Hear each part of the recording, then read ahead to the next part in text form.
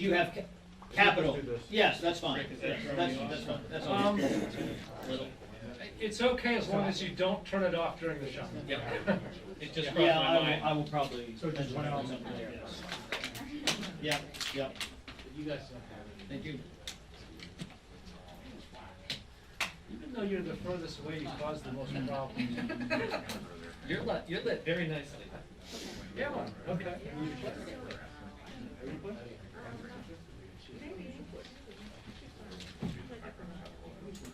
Andrea, I just want to make sure that you're aware, Pelosi's a little late, but when she does come in, I took my shirt in, so. yeah.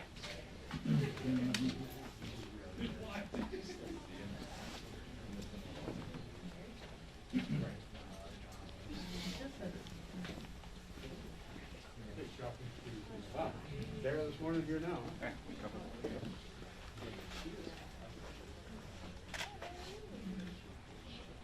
Yeah.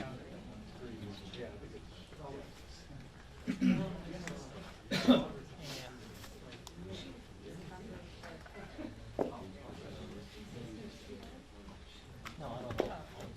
I think Yeah, no, I'm sorry,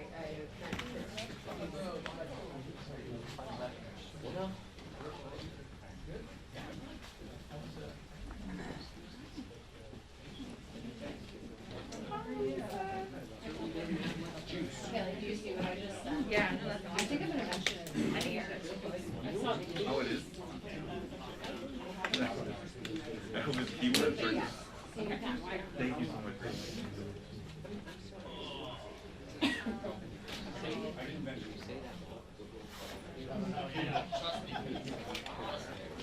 Andrea, was that just your call? Here? They don't listen to the president, they don't listen to the police.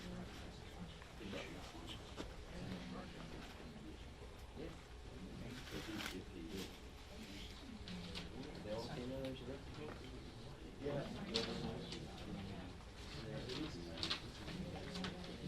Great, I might.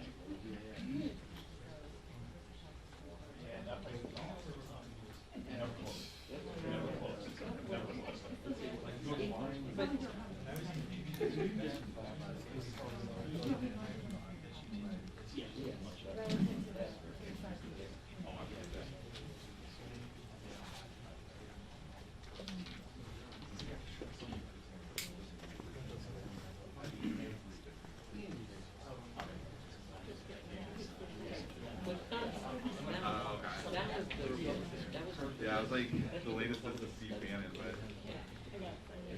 Me too. It's okay.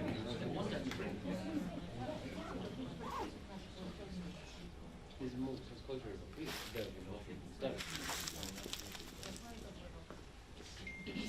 Good afternoon, Bill. Well, the first thing we're waiting Yeah, for the is a question press right now conference with House Speaker is Nancy Pelosi. How is supposed to reach the press just after the president came to Capitol Hill this morning, and obviously he left his on his way to Europe, so she's going to come and talk to us a little bit. Everybody wants to know whether or not they can actually pass the infrastructure bill. That's a separate piece of legislation later today. The issue right now is that liberal Democrats, progressives, are withholding their votes for that until they have something locked in form on the social spending plan. Here's Cory Bush, a Democrat from Missouri. At the moment, they are threatening to tank this because they believe that if they were to vote yes now, they would give away substantial leverage on that larger bill. Their view is not done being negotiated, and there are significant changes that some of them want made to the bill. And just moments ago, the leader of the Progressive Caucus, Pramila Jayapal, made clear that if the vote on the infrastructure bill comes up today, it'll go down. Pramila Jayapal is the chair of the Progressive Caucus. She's a Democrat from Washington State. She says that they don't have the vote that they will put that on the floor. Now, keep in mind, they could lose 3 Democrats and still pass the bill.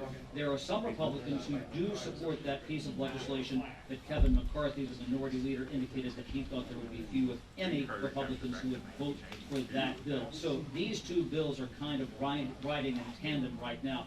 And Democrats, liberal Democrats like Bernie Sanders of Vermont, they are pushing for changes. Yeah.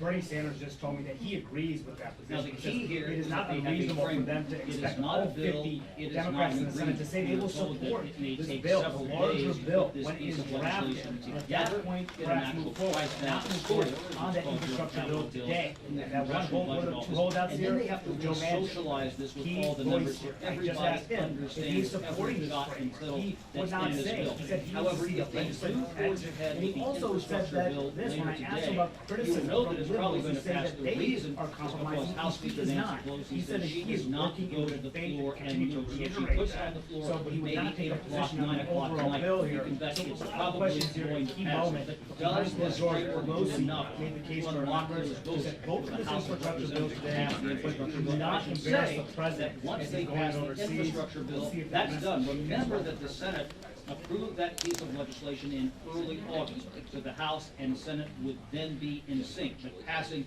the social spending plan, they have a long way to go, probably next week at best. Bill?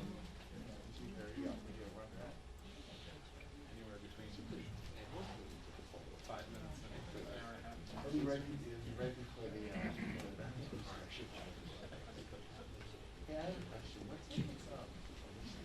Well, you know, in September, she rolled the dice, and she was right. Nancy Pelosi, the Speaker, is a very good vote counter.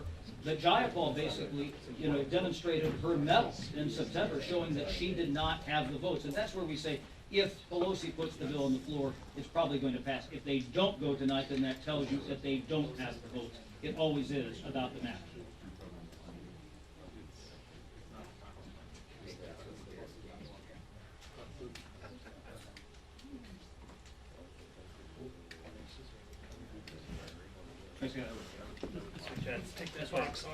And they're willing to say that that's exactly what they want. Speaker Pelosi is about to come out just within minutes, and so Jeff, if that happens, I will quickly toss it right back to you. But you're right with the stakes for progressives right now. Just before I got on the air with you, I was forwarded an email where they're trying to whip members of the Progressive Caucus, trying to figure out where they are, both on voting on that bipartisan infrastructure bill, but also on whether or not they want to endorse a resolution that says that they like the framework, but that they want to see a vote on both of these bills in tandem. And that's kind of where you are right now with progressives. So it does not look, despite the fact that there were cheers in that caucus meeting today for a vote that could come today on the bipartisan infrastructure bill.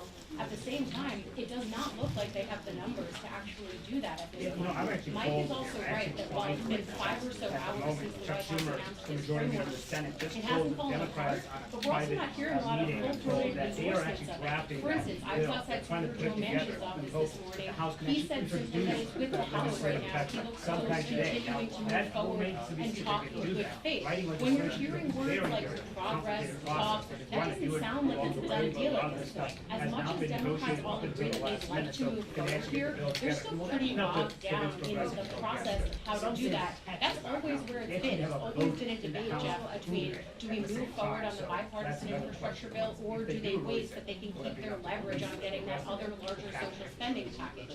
And even when you look at what's in the package at this juncture, there are some things that still have yet to be hammered out. Specifically, I'm looking at that $100 billion that's in there right now for immigration. The parliamentarian on the Senate side has said that the ways that Democrats want to move forward on immigration don't fit what needs to happen in order to move forward on that through reconciliation. So there are even still questions about what the actual minutia of getting these policies into the reconciliation bill in a real written, tangible way are.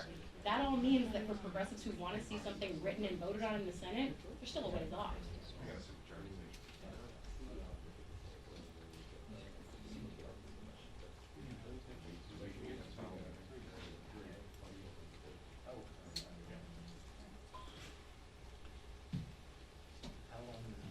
Walking in.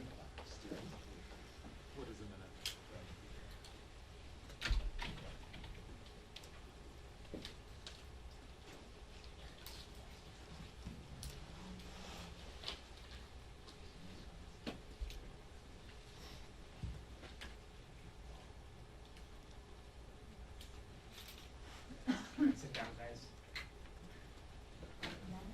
Clear me. 2-minute warning, everyone. 2-minute warning. 2-minute warning to Pelosi. Okay, that's it. It's been killing this much, I gotta go. I gotta sit down here.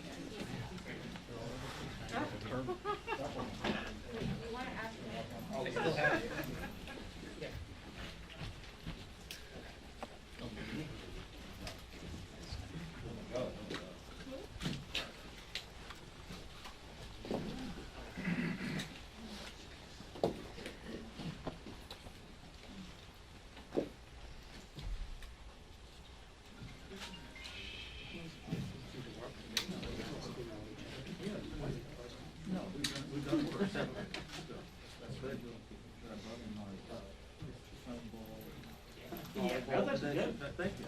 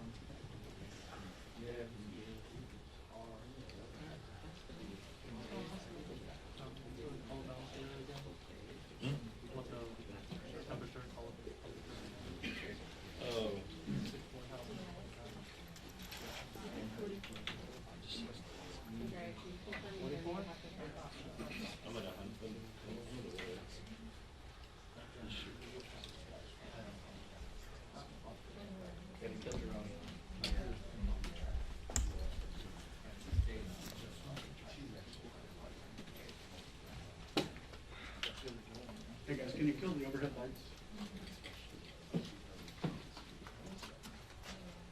Who's like that? Oh, I'm sorry. No problem. Hey, Paul. Oh, yeah. Thank you.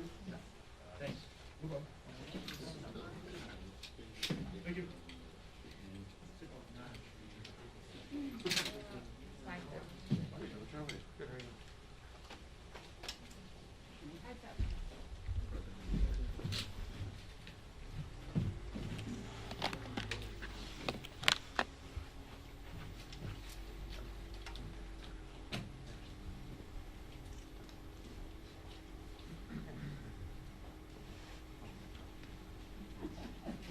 Here she comes.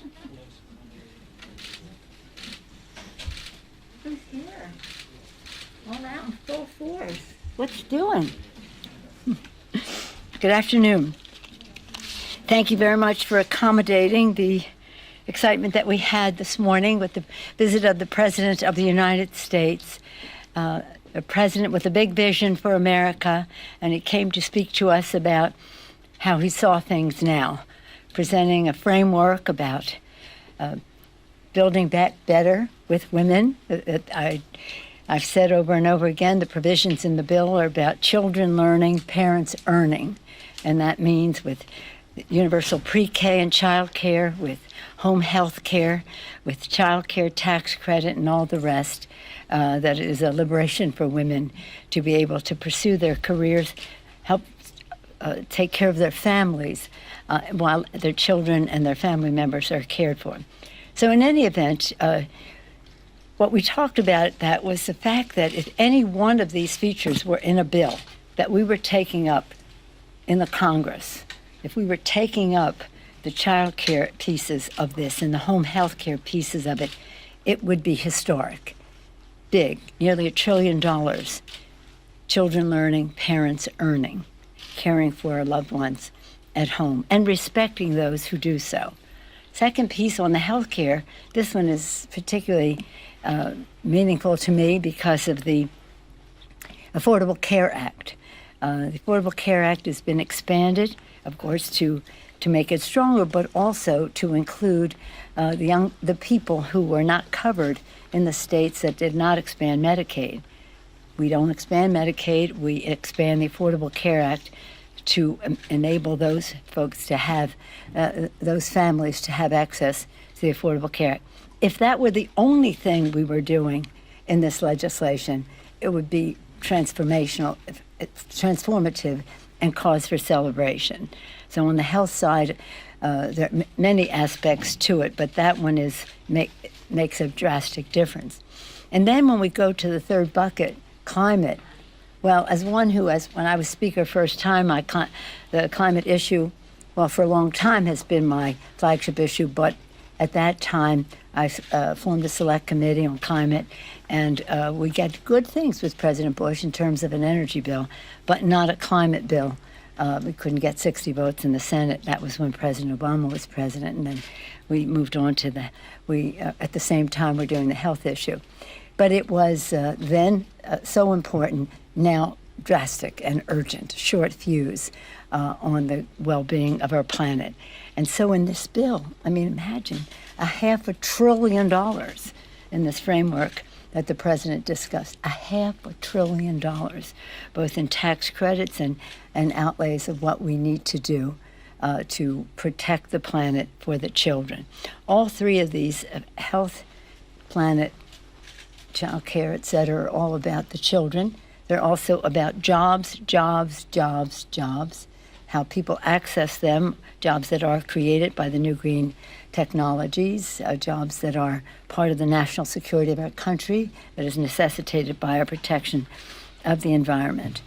And so it is an initiative that gives a big tax cut to the middle class, creates jobs, good-paying jobs, lowers costs for families, and while making the wealthiest and big corporations pay their fair share. That's really the framework that the president shared with us this morning, and it's remarkable. It's remarkable in that it's a big vision, bigger vision than we've seen in a very long time, maybe dating back to President Franklin Roosevelt and the New Deal, in some respects to Lyndon Johnson, who had a great agenda as well. But we always remind everyone that Franklin Roosevelt had 319 Democrats in the Congress at the time, and we have 220, and that makes a big difference.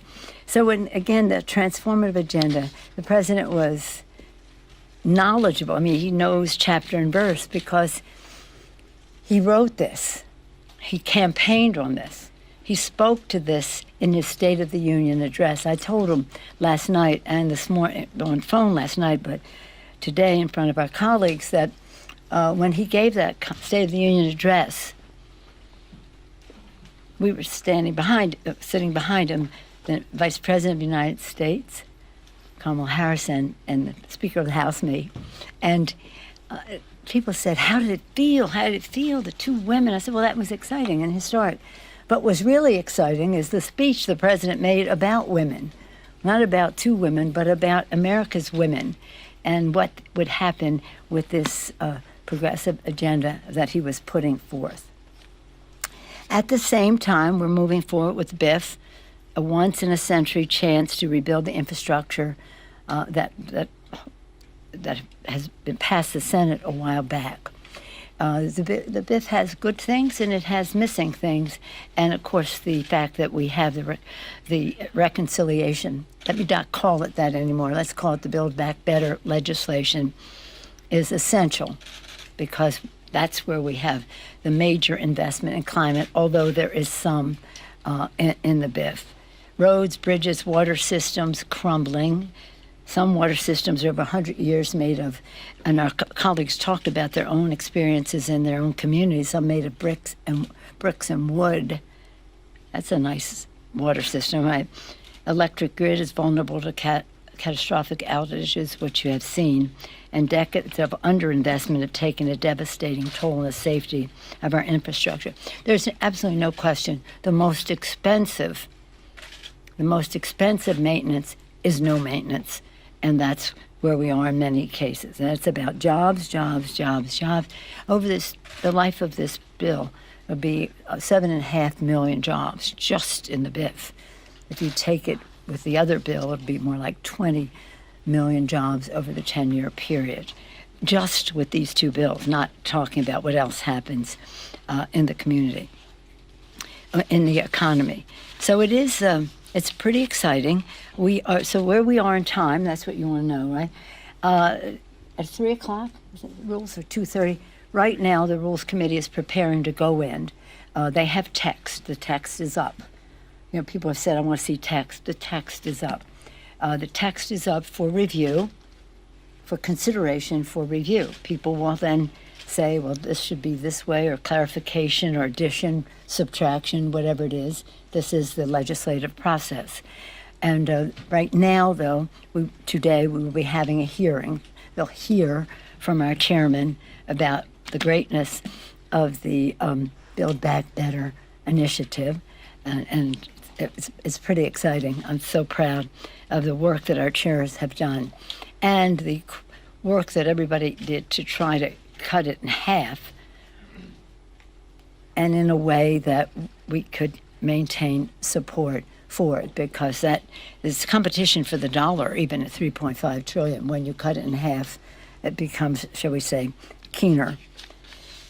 So that's what's happening now. So we had said for a long time now, if we had a framework that had our priorities spelled out clearly and agreed to, that added up to a top line, start with the priorities, and then added up to a top line, which was the limit. Priorities, I mentioned the top line, 1.75 approximately, and the commitment that we would have the same bill pass the House and the Senate. That's what we have now. That's what the president presented. And we won't have anything, regardless of whatever input we have in the bill, unless it is agreed to by the Senate. And of course, we have to have it comply with the Senate 51 vote rule of the Byrd rule and there are two things, the Byrd rule and the privilege scrub. Is that more on the subject than you ever want to know? But anyway, that's what we have to do. And we hope to do that soon. But we, again, have to listen as the printed version goes out. There's some clarifications that will come forth because it's always moving a bit, and that will happen in the manager's amendment. So we're on a path to get this done. But for those who said, I want to see text, the text is there for you to review, for you to complain about, for you to add to, for subtract from, whatever it is, and we'll see what consensus emerges from that. But we're really very much on a path. So that's where we are. We have the BIF, we have the hearing today, we have the text out there. We're on a path to get this all done. Thank you, Madam Speaker. We've been hearing from a lot of progressives who say they would still not vote for this package. So is it premature to move forward with a vote on the bipartisan package today? And do you trust that Senators Manchin and Sinema will vote based off of what is outlined in this framework? Well, I trust the President of the United States. And again, the text is out there. If they have anybody, any senator, any House member, have some suggestions about where their comfort level is or their dismay might be, then we welcome that. But I trust the President of the United States. We will. We have, all the things I named, we have agreement on most of those things. Now, when people see the language, they may say, well, this goes more further than I thought. I don't know. We'll see what they say back. But we are within range on those things. There's some things that aren't not in. I frankly have not given up on, but being the mother of 5 in 6 years, I always bring that up. Change more diapers than anybody in the Congress. I still would like to see paid leave for the babies, if we can't get the rest. But that's still a work in progress, shall we say? Madam Speaker, Yes. when you hear from some of your members, like Cori Bush from Missouri, who say that she felt that she was, quote, her word, bamboozled by what she was expecting today, and from Mila Jayapal, the chair of the Congressional Progressive Caucus, saying that she has the vote to keep the infrastructure bill from passing, what's your response when you hear that sort of dissension in your caucus about where you stand when you present a very positive picture of where you are? Well, I have respect for all of our members in the full spectrum of the big tent that is our Democratic Party. And they have concerns when they hear Senator Manchin say something. Others have concerns when they hear that something. Everybody has the chance to say what they wish. Yes, sir. So one of the things the progressives want is to have a vote on the Build Back Better bill at the same time as the infrastructure bill. Yeah, that's right. That's what they said. Why not just delay it for a few days, a week, or whatever, in order to move these bills at the same time? Why are you insisting on having this infrastructure? Well, we have had a target for this for a long time. You have to remember that we planned for $3.5 trillion. We were totally ready. And I say this because I feel some level of responsibility for working everybody so hard to be on time for September 15th. And then the rug was pulled out when they said we're not going that high, and then we had to take it down. But in the meantime, the clock did not stop ticking on the calendar. Did I mix my metaphors there or my time frames? So when we see that October 31st is the date of expiration of the Highway Trust Fund, then we made this the target date for us to get this done. We need certainty. Let me just read this to you from our colleague. Today, if the House does not pass the bill by October 31st, this is from Peter DeFazio, surface transportation programs once again must be extended. Without an authorization in place, the Federal Highway Administration, the Federal Motor Carrier Safety Administration, the National Highway Traffic Safety Administration, and the Federal Transit Administration will have to cease affected operations. As a result, they would force furlough of approximately 3,700 employees at the U.S. Department of Transportation. Short-term extensions are highly disruptive of transportation project planning and delivery carried out by this department, the states departments of transportation, transit, and all that goes on. So this is professional. Let's do it in a timely fashion. Let's not just keep having postponements and leaving any doubt as to when this will happen. Madam Speaker, Yeah. Madam Speaker, Yes, ma'am. Madam Speaker, this, you have called this as has the President transformation. Excuse me, I'm sorry. I said you and the President have called this This legislation transformation. transformational, the Build Back Better Act. But how is this transformational if you're having to cut things like paid leave, if you're having If you have to do what? I said, how is this transformational if you're having to cut things like paid leave, these major climate programs, and what are the plans going forward to try to deal with some of Well, those? thank you so much for your question. It is transformative and it is historic in its the issues that it addresses, and it's not issues, these are values. These are values and the resources that are allocated there. I'm still fighting for paid leave. I frankly have a hard time debating it because I don't understand why we wouldn't have that. But nonetheless, that does not undermine the fact that we have nearly $1 trillion in universal pre-K, child care, child tax credit, home health care, and the rest. So one program, as important as it is, does not subtract from the rest of it. Again, we still want that.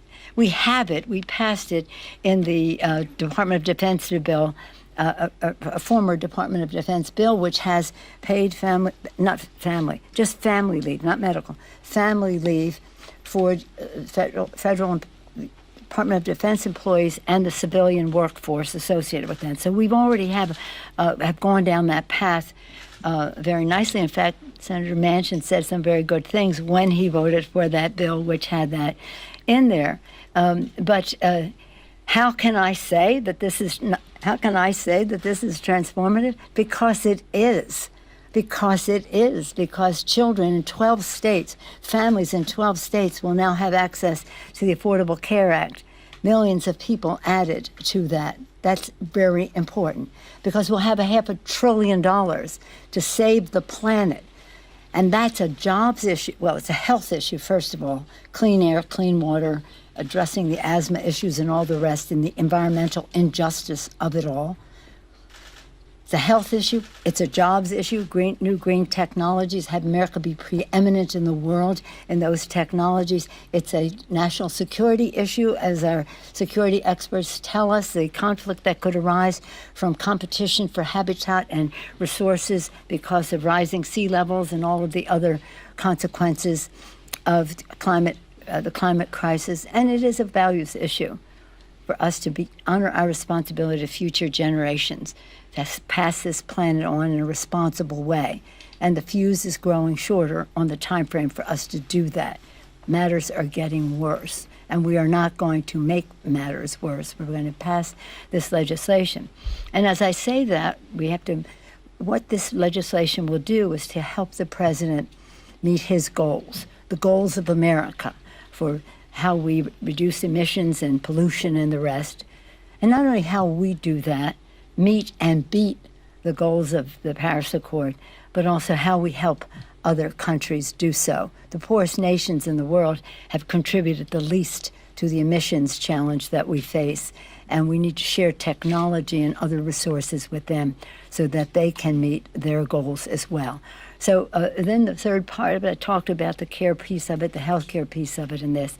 This is quite remarkable. And if you took any one piece of it, it would be transformative and historic. Taking together, it's quite a spectacular vision that President Biden has put forth. I salute him for it. And when I tried to, shall we say, make a case for this or that, he said, "You don't have to tell me. I wrote it. I know the particulars." And that was what was so demonstrated this morning, his meticulous attention to detail, his encyclopedic knowledge of everything that was in the bill.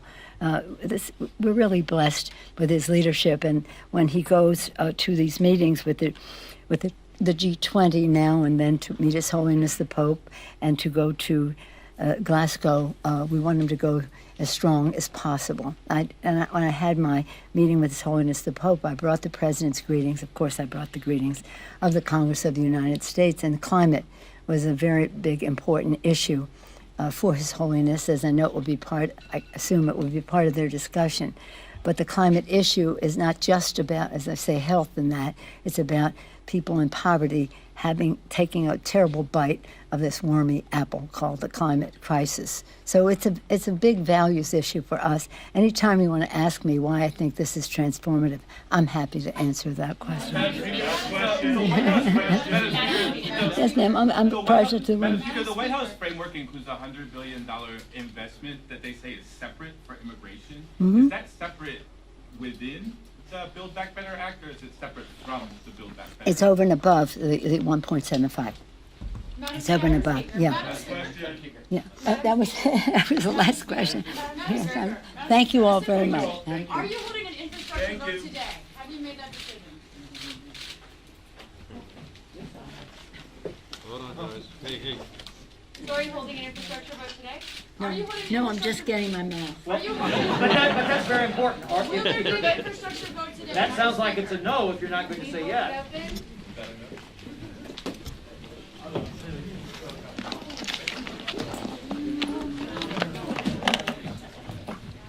Are you going again?